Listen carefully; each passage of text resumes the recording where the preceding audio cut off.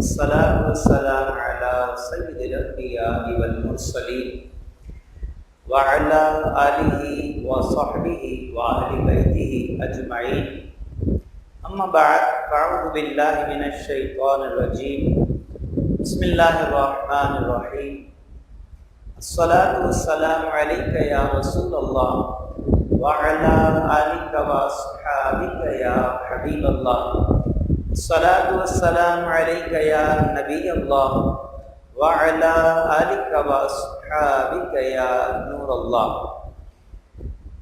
تمام حمد و ثنا، تمام تعریفیں اللہ رب العالمین کے لیے اور کروڑوں درود و سلام نازل ہوں حضور نبی رحمت صلی اللہ تعالی علیہ وسلم پر، اور آپ صلی اللہ تعالی علیہ وسلم کے آل و اصحاب پر اللہ تعالیٰ کی رحمتیں اور سلامتی نازل ہو.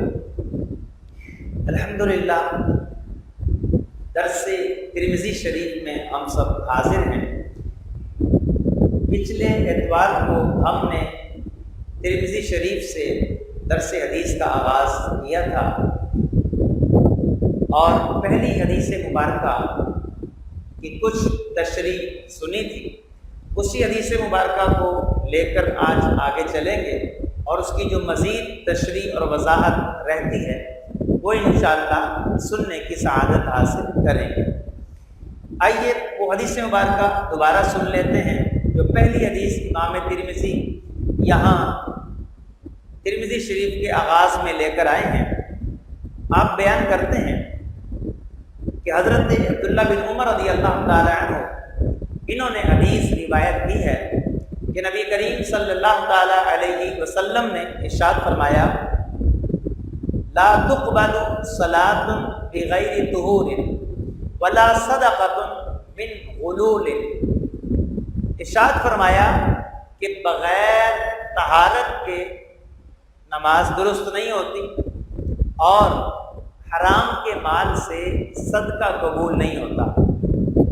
ہم نے کچھ تو وضاحت اس کی سنی تھی کہ ناپاکی کتنے طرح کی ہوتی ہے، اس ناپاکی کو دور کرنے کے طریقے کیا ہیں.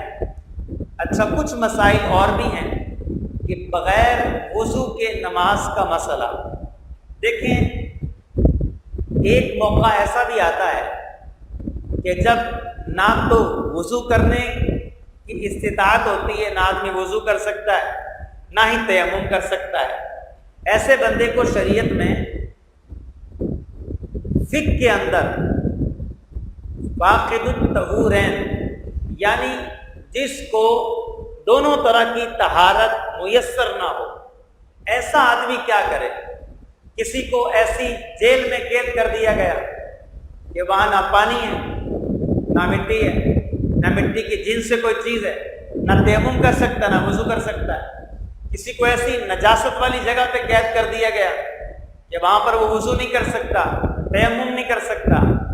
تو اب وہ بندہ کیا کرے کہ نماز کا ٹائم آ گیا اور نہ یہ وضو کر سکتا ہے اور نہ ہی یہ تیمم کر سکتا ہے. اب یہ کیا کرے؟ تو اس کے بارے میں فقہا نے لکھا ہے ایسا شخص جو دونوں طرح کی طہارت نہیں کر سکتا، نہ وضو کر سکتا، نہ تیمم کر سکتا ہے، نماز کا وقت آ گیا ہے. اب نماز کے آخری وقت میں بھی اس کو پتا ہے کہ مجھے نہیں ملے گا، نہ وضو کے لیے پانی ملے گا، نہ تیمم کر سکتا ہوں.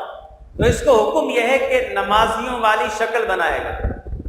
جیسے بندہ نماز پڑھتا ہے، کھڑا ہوتا ہے، ہاتھ اٹھاتا ہے، تکبیر تحریمہ کہتا ہے، قیام کرتا ہے، رکوع سجدہ کرتا ہے، یعنی جس طرح پوری ایک نماز پڑھنی ہے اس نے کاپی کرنی ہے، اس کی شکل بنانی ہے. اس طرح سے اس پر فرض ہے یہ کہ نمازیوں جیسی شکل بنائے.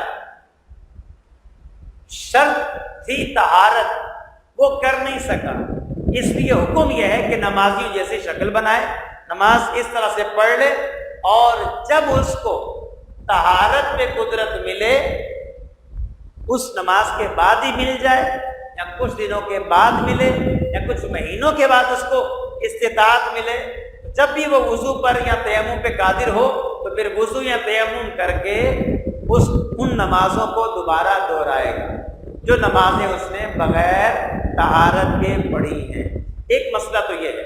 اچھا، ایک مسئلہ یہ بھی ہے کہ اگر کسی نے جان بوجھ کے بغیر وضو کے نماز پڑھی، جان بوجھ کے بغیر وضو کے نماز پڑھی، یہاں جو ہے نا مجھے ایک چٹکلا یاد آ گیا کہ ایک امام صاحب کو نا کہیں سے فارغ کیا گیا نا مسجد سے کہ اب آپ کو نہیں رکھیں گے، آپ جائیں یہاں سے۔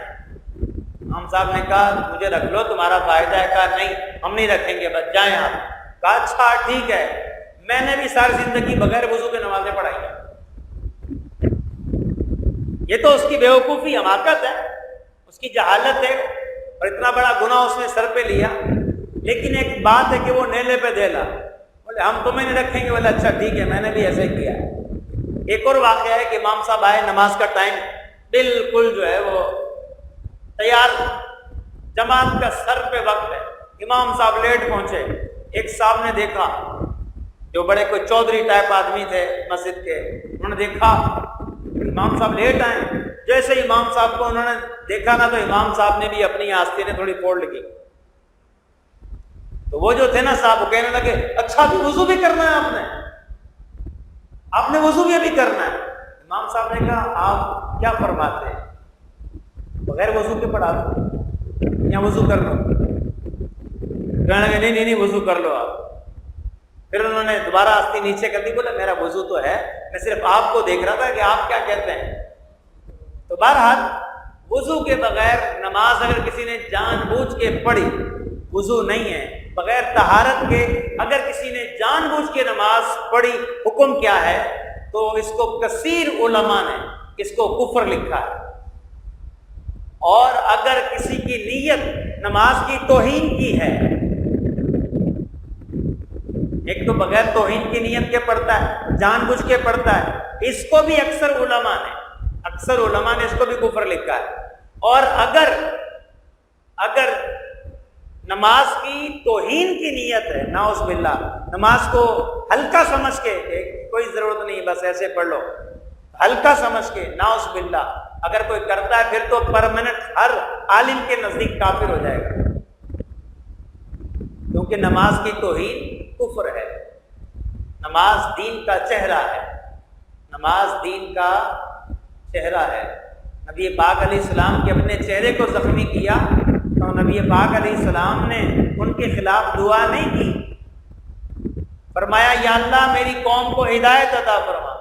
لیکن جب ہمارے نبی کے دین کے چہرے کو زخمی کیا گیا، ایک جنگ میں، جنگ خندق میں، اتنی گھمسان کی جنگ تھی کہ 2 رکعت 2 نمازیں قضا ہو گئی جنگ کی وجہ سے۔ اس وقت نبی پاک علیہ السلام جلال میں آ گئے کہ میرے دین کے چہرے نماز کو زخمی کر دیا انہوں نے۔ میرے آقا نے ان کے خلاف دعا کی، اور کیا دعا کی؟ یا اللہ ان کے پیٹوں کو دوزخ کی آگ سے بھر دے، ان کے پیٹوں کو، ان کے پیٹ کو دوزخ کی آگ سے بھر دے۔ تو بہرحال نماز کی بڑی اہمیت ہے، بغیر وضو کے نماز نہیں ہوتی، درست نہیں ہوتی، قبول نہیں ہوتی۔ اور جان بوجھ کے اگر کوئی بغیر وضو کے نماز پڑھے گا تو پھر اس کا حکم ہم نے عرض کر دیا ہے کہ کفر کا حکم ہے۔ اللہ تعالی ہمیں نماز اہتمام کے ساتھ پڑھنے کی توفیق عطا فرمائے۔ اچھا، دوسری بات کہ اللہ تعالی حرام مال سے صدقہ قبول نہیں کرتا۔ اس حدیث کا دوسرا جو جز ہے، دوسرا حصہ ہے، اس میں یہ فرمایا گیا کہ اللہ تعالی حرام مال سے صدقہ قبول نہیں کرتا۔ اب بعض لوگ حرام تو کماتے ہیں، صدقہ بھی کرتے ہیں حرام مال سے، حرام مال سے صدقہ کر دیتے ہیں۔ رشوت کا پیسہ لیا، وہ صدقہ کر رہے ہیں، سود سے کمائی کی، صدقہ کر رہے ہیں۔ تو یاد رہے،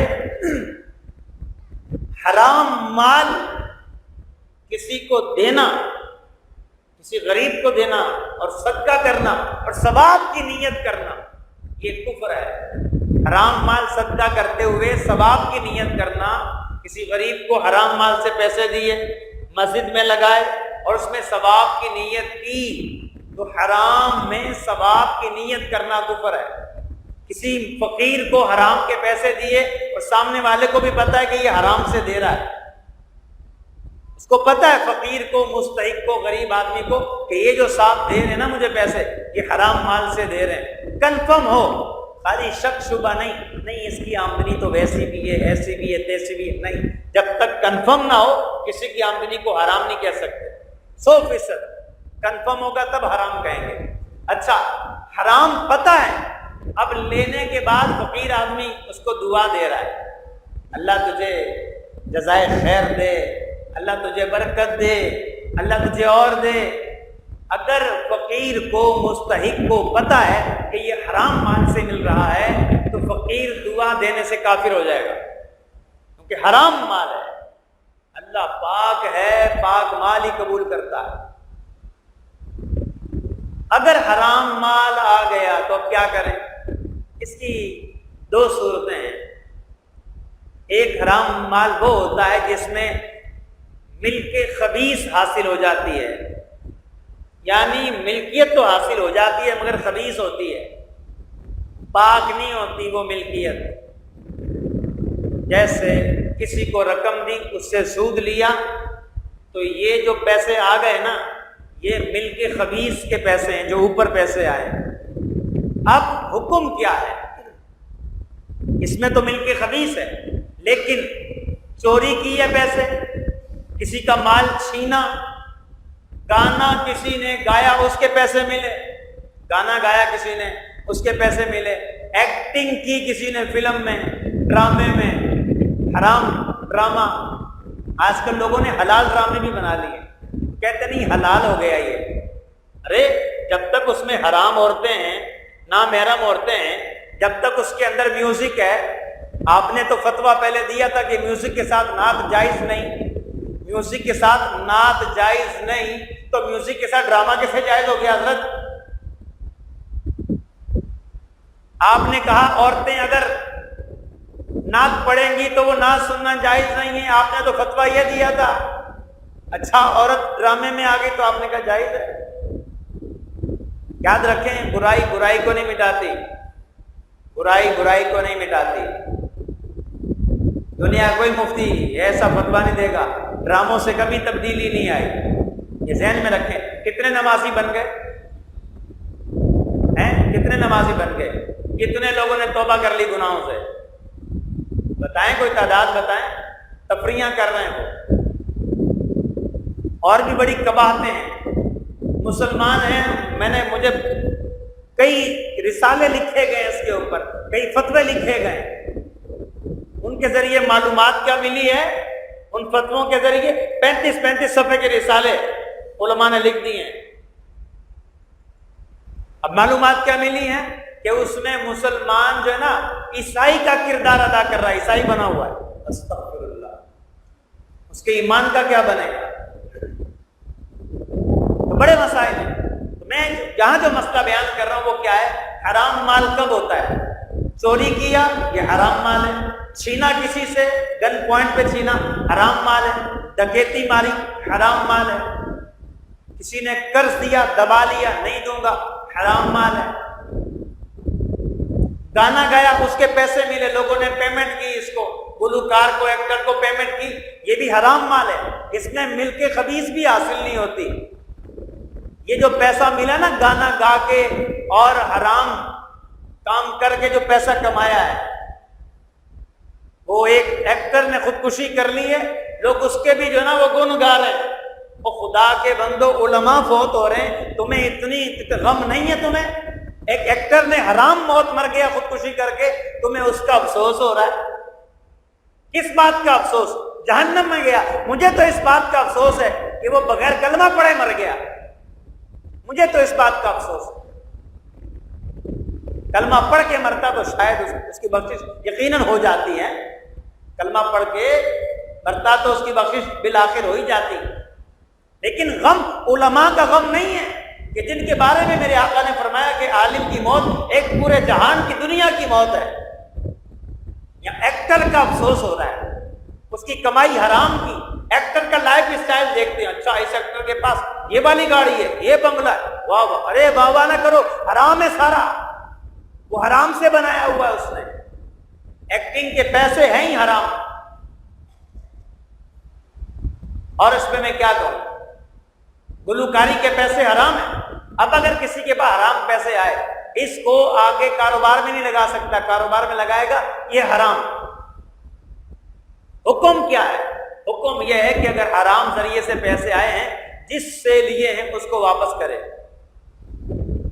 وہ فوت ہو گیا ہے، اس کے وارثوں کو دے، وارثوں کا پتہ نہیں ہے، اب بغیر ثواب کی نیت کے کسی غریب کو دے دے، مستحق کو دے دے، بغیر ثواب کی نیت کے، حرام مال۔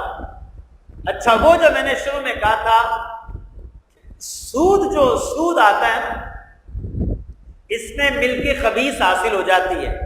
اس کا کیا مطلب ہے؟ اس کا مطلب یہ ہے کہ جس سے لیا ہے اسی کو واپس کرنا ضروری نہیں ہے، ہاں اپنے مال سے الگ کرنا ضروری ہے۔ سود کی رقم آ گئی ہے، جس سے لیا ہے بہتر تو یہی ہے کہ اسی کو دے جس سے سود لیا ہے، اوپر پیسے جس سے لیے ہیں سود کے اسی کو دے، یا اس کے وارثوں کو دے، بہتر تو یہی، لیکن واجب نہیں ہے اسی کو دے، ٹھیک ہے؟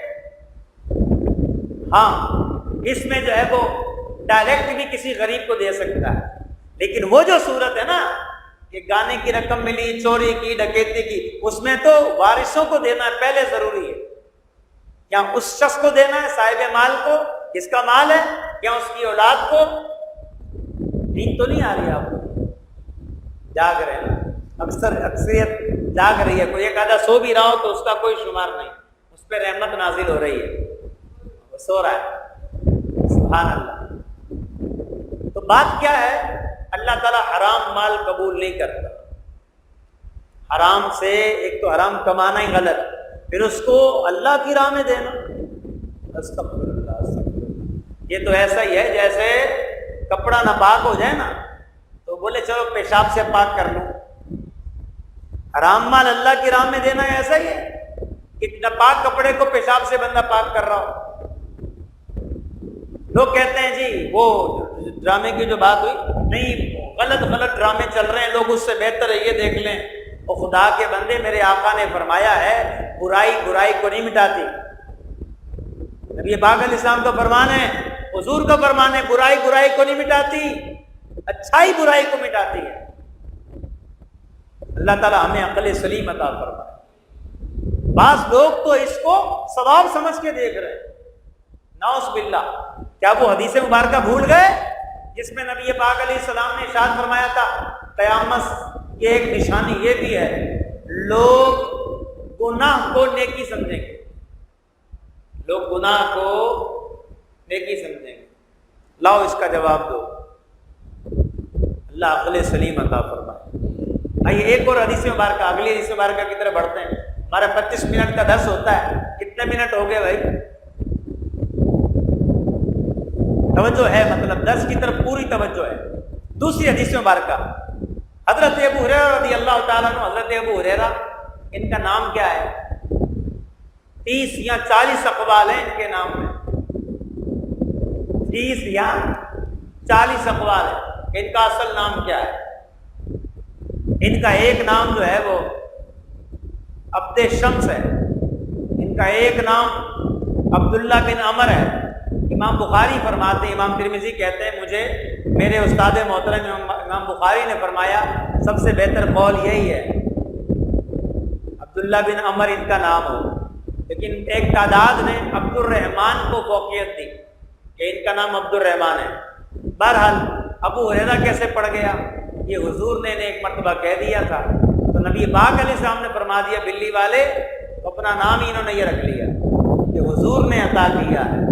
سبحان اللہ۔ تو یہ بیان کرتے ہیں نبی پاک علیہ الصلوۃ والتسلیم نے ارشاد فرمایا اذا تبدل عبد المسلم او المؤمن، فرمایا جب بندہ مسلم یا بندہ مومن، راوی کو یہاں پر شک ہے کہ نبی پاک علیہ السلام نے کیا لفظ کہے تھے، مسلم کہا تھا یا مومن کہا تھا، بات ہے کی ہے جب مسلمان بندہ وضو کرتا ہے فغسل وجہہ، اپنا چہرہ دھوتا ہے، خرجت من وجہہ، اس کے چہرے سے نکل جاتا ہے کیا، کل خطیۃ، ہر گناہ، نظر الیہا بعینیہ، جس کو اس نے اپنی آنکھوں سے دیکھا تھا اللہ ان گناہوں کو نکال دیتا ہے۔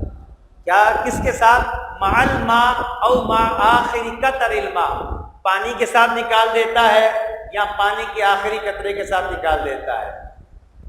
اور آگے فرمایا وَإِذَا غَسَلَ يَدَيْهِ خَرَجَتْ مِنْ يَدَيْهِ كُلُّ خَطِيَّةٍ بَطَشَتْهَا يَدَاهُ مَعَ الْمَاءِ أَوْ مَعَ آخِرِ قَطْرِ الْمَاءِ حَتَّى يَخْرُجَ نَقِيًّا مِنَ الذُّنُوبِ۔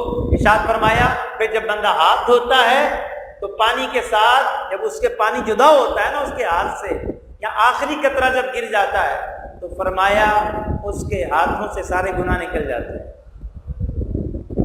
پھر آگے فرمایا حتیٰ یخرج نقیا من الذنوب، کہ وہ گناہوں سے پاک ہو جاتا ہے۔ اس حدیث مبارکہ میں یہ جو فرمایا گیا نا پاک ہو جاتا ہے گناہوں سے، گناہ دھل جاتے ہیں، جھڑ جاتے ہیں، اس میں کیا مسئلہ ہے؟ اس میں علماء کا اختلاف ہے۔ بعض علماء کہتے ہیں کہ چھوٹے بڑے سارے گناہ دھل جاتے ہیں، لیکن اکثر علماء کی یہی رائے ہے، علامہ بدر الدین عینی ہوں، امام نووی ہوں، اور اعلیٰ حضرت امام اہل سنت ہوں، یا شیخ ابن عربی ہوں، اور دیگر علماء ان کی یہی رائے ہے، یہی فرماتے ہیں کہ وضو سے عرفہ کے دن جو روزہ رکھا جاتا ہے اس کی برکت سے، اور جو دیگر روزے رکھے جاتے ہیں ان کی برکت سے، اور جو نمازوں کے بیچ کے گناہ نماز پڑھنے سے معاف ہو جاتے ہیں، خود بخود جو ختم ہو جاتے ہیں نیکیوں سے یا کسی اور ذریعے سے، یہ صغیرہ گناہ ہوتے ہیں، کبیرہ گناہ معاف نہیں ہوتے، کیونکہ کبیرہ سے توبہ کرنا ضروری ہے، توبہ کرنا ضروری ہے۔ ہاں اعلیٰ حضرت امام اہل سنت فرماتے ہیں تحقیق یہ ہے، یہ جملہ بھی سننے والا ہے، اعلیٰ حضرت فرماتے ہیں تحقیق یہ ہے صغیرہ گناہ بھی دھلتے ہیں، کبیرہ گناہ بھی دھلتے ہیں، لیکن کبیرہ زائل نہیں ہوتے جب تک توبہ نہ کر لے۔ کبیرہ بھی دھل جاتے ہیں لیکن زائل نہیں ہوتے، توبہ کرنی پڑے گی، کبیرہ گناہ توبہ کرنی پڑے گی۔ اور صغیرہ گناہ بھی کون سے معاف ہوتے ہیں؟ جس کا تعلق حقوق اللہ سے اور اللہ پاک کے حقوق سے ہو۔ اگر صغیرہ گناہ کا تعلق بندے کے حقوق سے ہے تو وہ پھر جب تک بندہ معاف نہیں کرے گا وہ صغیرہ بھی معاف نہیں ہوگا۔ اچھا کسی کا صغیرہ گناہ ہی نہ ہو، کوئی کبیرہ ہی ہو، پھر کیا معاملہ ہے؟ کبیرہ ہی ہو پھر کیا معاملہ ہے؟ پھر یہ معاملہ ہے کہ جب وہ تو وضو کرے گا نا تو وضو سے جو کبیرہ گناہوں کے اندر قوت ہے نا وہ کمزور ہو جائے گی، اس میں تخفیف کر دی جائے گی، ہلکا کر دیا جائے گا، تو وضو میں برکت ہی برکت ہے۔ بندہ غور کرے، ابھی نماز کے لیے کھڑا نہیں ہوا، ابھی تو وضو ہی کر رہا ہے، اللہ پاک کی کتنی رحمت نازل ہو جاتی ہے کہ وہ گناہ اس کے جھڑ جاتے ہیں، گناہ دھل جاتے ہیں۔ امام اعظم ابو حنیفہ رحمۃ اللہ علیہ آپ مسجد کے وضو خانے کی طرف آئے، آپ نے دیکھا ایک بندے نے وضو کیا ہے، ایک بندے نے وضو کیا ہے، امام اعظم ابو حنیفہ نے اس سے فرمایا ماں باپ کی نافرمانی سے توبہ کر۔ اس نے کہا میں نے توبہ کی۔ ایک اور نے وضو کیا، آپ نے اس کے پانی کو دیکھا، آپ نے فرمایا بدکاری سے توبہ کر۔ اس نے کہا میں نے توبہ کی۔ ایک اور کو دیکھا، اس کے اندر گناہ دیکھا، فرمایا فلاں چیز سے توبہ کر۔ اس نے کہا میں نے توبہ کی۔ امام اعظم ابو حنیفہ رحمۃ اللہ علیہ کو اللہ نے یہ کرامت دی تھی کہ وضو کرتے تھے نا لوگ، اور پانی جو جاتا تھا اس سے گناہ دھلتے ہیں نا، امام اعظم دیکھ لیتے تھے کہ کون سا گناہ دھلا ہے۔